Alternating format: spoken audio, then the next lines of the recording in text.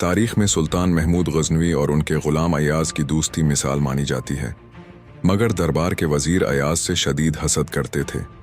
एक दिन वजीरों ने मौके पाकर बादशाह के कान भरे और कहा, जहां पुनाह जिस अयाज पर आप आंखें बंद करके भरोसा करते हैं वो दरअसल चोर है। उसने महल में एक खफिया कमरा बना रखा है। वो रोजाना वहां छिप कर जाता है और आपके खजाने से चराया हुआ सोना वहां जमा करता है। बादशाह को यकीन नहीं आया, मगर वजीरों के इसरार पर वो छापा मारने चल पड़े। वजीर बहुत खुश थे कि आज अयाज की चोरी पकड़ी जाएगी। जब इस खफिया कमरे का दरवाजा तोड़ा गया तो अंदर का मंजर देखकर सब दंग रह गए।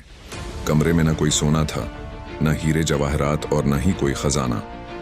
वहां दीवार पर सिर्फ एक फटा हुआ पुराना लिबास और टूटे हुए जूते लटक रहे थे। बादशाह ने हैरान होकर पूछा, अयाज, ये क्या है? खजाना कहाँ है?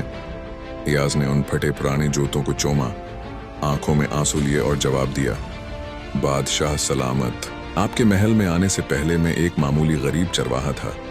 ये मेरे वही पुराने कपड़े हैं। मैं रोजाना यहाँ आता हूँ और इन कपड़ों को देखकर खुद को याद दिलाता हूँ कि अयाज, तेरी असल औकात बस यही है ताकि आपकी दी हुई इज्जत, ताकत और दौलत मेरे अंदर तकब्बुर और गुरूर पैदा न कर दे। ये सुनकर वजीरों के सिर शर्म से झुक गए और बादशाह ने अयाज को गले लगा लिया। सच है, इंसान कितनी भी बुलंदी पर पहुंच जाए, उसे अपनी शुरुआत और अपनी मिट्टी को कभी नहीं भूलना चाहिए।